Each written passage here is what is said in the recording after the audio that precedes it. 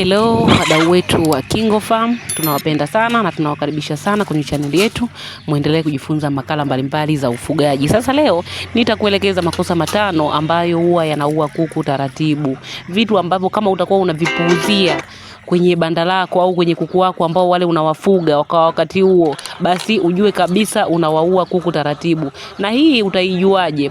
Utaijua kwa kukuta katika kuku unaowafuga unakuta wanaenda vizuri tu, lakini baadaye unakuta anakufa mmoja mmoja, anakufa, lakini ukiangalia dalili hauoni kama kuku wale wana mafua, hauoni kama wanaharisha, au inatokea tu siku unakuta labda kuku wote bandani wana mafua au wote bandani wana miharo ya rangi fulani, yani wote unakuta labda kuku hawachangamki, inatokea hiyo hali, lakini unakuwa haujui hii hali imesababishwa na nini. Kuna makosa matano ambayo huwa tunayafanya. Kuna vitu huwa tunavifanya kwa mazoea tu, na yote hii ni kwa sababu nadhani hatuko makini, au wakati mwingine labda haujajua elimu sahihi au hauna taarifa sahihi ya kuhusu hicho kitu kwa kuku wako. Nisikilize mpaka mwisho ili ujue ni vitu gani ambavyo unatakiwa kuvifanya kwa umakini au kuvizingatia au kuto kuvifanya kabisa kwa kuku wako, kwa sababu vinafanya kuku wako waingiwe na ugonjwa, wafe. Hata wewe mwenyewe utakuwa hujui. Inaweza kuchukua muda, inaweza kachukua hata wiki moja, wiki mbili, wiki tatu, kuku akawa tu anapitia hali fulani, lakini wewe hujui changamoto imesababishwa na nini. Kitu cha kwanza ambacho huwa tunakosea ni kwenye banda. Hapa kwenye banda jamani, tumeshazungumza sana. Banda lolote lile linatakiwa lile na mzunguko mkubwa wa hewa. Na kwenye banda kunatakiwa kuku wasijazane. Yaani kuku kusiwe kuna msongamano mkubwa wa kuku. Lakini pia mle bandani kusiwe na harufu ya amonia. Jamani, harufu ya amonia ni kile kinyesi cha kuku kikiloa, kuna wakati huwa kinatoa harufu. Na kwa wale ambao mpo kwenye makundi yetu pia huwa tunawaelekeza. Jamani, kupunguza harufu ya bandani huwa tunamwaga jivu kwenye chakula chao, tunatumia jivu na mkaa kuchanganya kwa sababu ya kupunguza hii harufu ya amonia. Na kuku wengi ambao unawapa booster za asili kila wakati, ukiingia bandani kwao hakuna harufu kabisa. Hapa jamani kwetu sisi kuna mabanda. Jamani, ukiingia yani ni ngumu sana kujua kama mle kuna kuku. Harufu haipo kabisa. Hakuna harufu kabisa. Banda ukiingia ni kavu muda wote. Yote hii ni kwa sababu ya chakula ambacho tunawapa tumetengeneza vizuri kabisa, lakini pia booster ambazo tunawapa za asili kila siku huwa zinasaidia wafanye vizuri, mmeng'enyo wa chakula uende vizuri, hata kinyesi chao kinakuwa hakina harufu. Hivi ni vitu vya muhimu sana. Ni vitu vya kuzingatia. Ukiona banda lako linaloa sana, kuwa makini, jaribu kuchunguza kwa nini banda lako linaloa. Sababu huenda ni chakula au ni maji ambayo unawapa. Na pia inaweza kuwa sababu nyingine ni msongamano wa kuku mle bandani.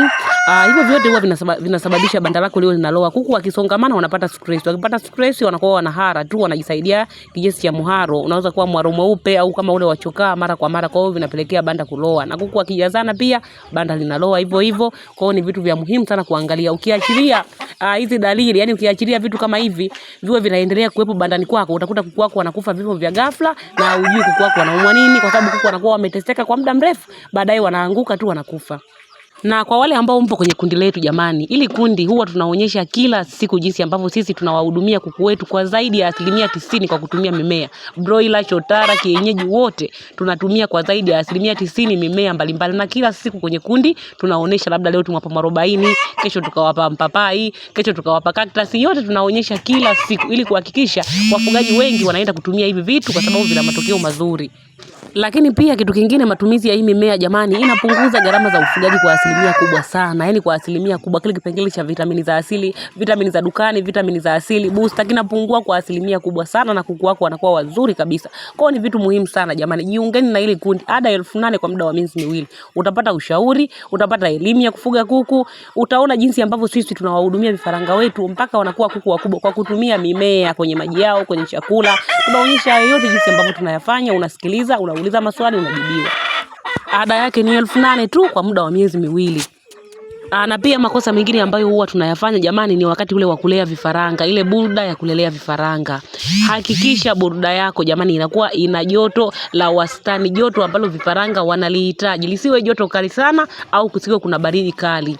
Na utajuaje? Unaweza ukawa na thermometer. Kwa wale ambao wanaweza kununua thermometer, anaweza kawa anapima mle ndani, anaangalia Lakini kwa wafugaji wengi nadhani hatuna thermometer. Kama hauna thermometer, kipimo ni kidogo tu. Weka jiko lako au taa yako. Angalia vifaranga wapo katika hali gani. Ukiona vifaranga wengi wamelisogelea lile jiko au ile taa, ujue joto halitoshi. Unatakiwa uongeze chanzo cha joto. Ukiona wamekaa mbali kabisa pembeni mwa chanzo cha joto, mbali kabisa wamejitenga, ujue joto ni kali linawaumiza. Kwa hiyo unachotakiwa wewe kufanya ni kubalance ili joto liwe sawa. Ukiona vifaranga wanachangamka, wanaendelea na shughuli zao kama kawaida, basi ujue joto liko katika kiwango ambacho wao wanakihitaji. Ni muhimu sana. Ukikosea makosa haya, ukaweka joto sana, utawafuga kuku wako vifaranga, lakini baadaye utakuwa unakuta anakufa mmoja mmoja. Kumbe sababu ni lile joto linawatesa. Lakini pia kama baridi litakuwa kali sana, hawatachelewa kuvaa makoti. Utawafuga, baadaye muda utakuta kanashusha makoti ka kifaranga, kanakufa. Kwa hiyo chini ya ile siku 0 mpaka wiki ya 3, kuwa makini sana kuangalia hali ya joto lililopo bandani. Lakini pia kosa lingine la 3 ambalo huwa tunalifanya ni kwenye chakula na maji.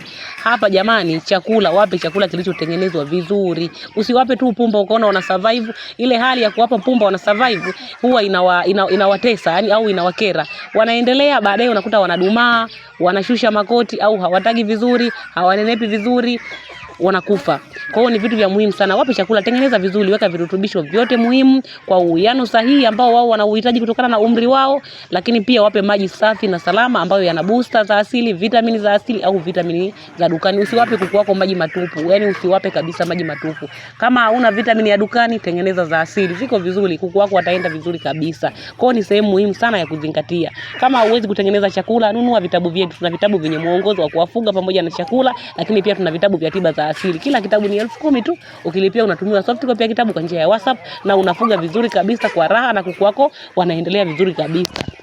Na kosa la 4 ambalo huwa tunalifanya jamani ni kwenye usafi. Tunajitahidi kuosha vyombo angalau kila siku mara moja. Osha vyombo vya maji vizuri kabisa. Vya chakula huwa havichafuki sana. Ikitokea vimeingia uchafu, kinyesi, unaweza ukaviosha vizuri, ukavianika vikakauka, ukaja kuweka chakula. Ila vya maji visikae vichafu. Yaani kila siku vioshwe ili kutoa ule, kuna ute fulani hivi huwa unakaa yale maeneo ya pale, kama pale kwenye unapofunga mfuniko pale, ule ute ni hatari sana, huwa unaleta magonjwa. Na huwa unawafanya kuku waume kwa muda mrefu. Yaani unampa maji, lakini baadaye unakuta anaanza kutoa kinyesi labda cha njano, kinyesi cheupe, anaharisha. Kwa sababu ilikuwa ni ile uchafu ambao ulikuwa unaganda pale. Lakini kosa la 5 ni kwenye chanjo. Chanjo wengine huwa wanapuuzia. Kuna wafugaji wanapuuzia chanjo. Ndugu zangu, chanjo ni muhimu. Kama utaweza uwape za asili, kama utaweza pia uwape za dukani. Na ukitaka kufuga vizuri zaidi, hata kama wewe unawapa za dukani, wape na za asili. Lakini pia kuna wengine ni wadau wa za asili. Kwa mfano sisi broiler wetu watu wafugi kwa chanjo za dukani. Tunatumia za asili tu na tunawatoa vizuri kabisa, na tumefuga hivyo kwa miaka mingi, hatujawahi kupata changamoto yoyote. Chanjo za asili nazo jamani ziko vizuri. Kama hauna uwezo wa kununua ya dukani, tengeneza za asili. Mimea ni ya kawaida. Aloe vera, kuna mwarobaini, kuna mipapai, inafanya kazi vizuri kabisa, inawakinga kuku vizuri kabisa. Muhimu wewe unajua huu mmea unakinga ugonjwa gani na unaweka kwa kipimo gani. Ukishajua hayo, wewe utafuga kwa raha kabisa. Na kama hujui, nunua vitabu vyetu. Tuna vitabu vya tiba za asili viwili, toleo la zamani na toleo jipya. Vyote vina mimea, vina chanjo za asili, vina kinga za asili, vina tiba za asili, vina vitamini za asili. Au utaingia dukani wewe kununua madawa, utatengeneza mwenyewe na kuku wako wataenda vizuri kabisa. Lakini pia tuna vitabu vya mwongozo wa ufugaji kama safari ya ufugaji, ufugaji bora wa kuku wa kienyeji, ufugaji wa broiler, na kile kitabu cha booster za asili kinaitwa mwongozo maalum wa ufugaji kwa kutumia tiba za asili. Kila kitabu ni shilingi 10,000 tu. Ukilipia unatumia soft copy ya kitabu kwa njia ya WhatsApp. Lakini pia tuna kundi la mafunzo, ada yake ni 8,000 tu kwa muda wa miezi 2. Ukilipia tunakuunga kwenye kundi na unaendelea kupata elimu mbalimbali mle kwenye kundi. Bila kusahau KingoFarm tunauza incubator nzuri na za kisasa. Jamani, incubator zetu zimezingatia mambo mbalimbali ikiwemo hitilafu ya umeme.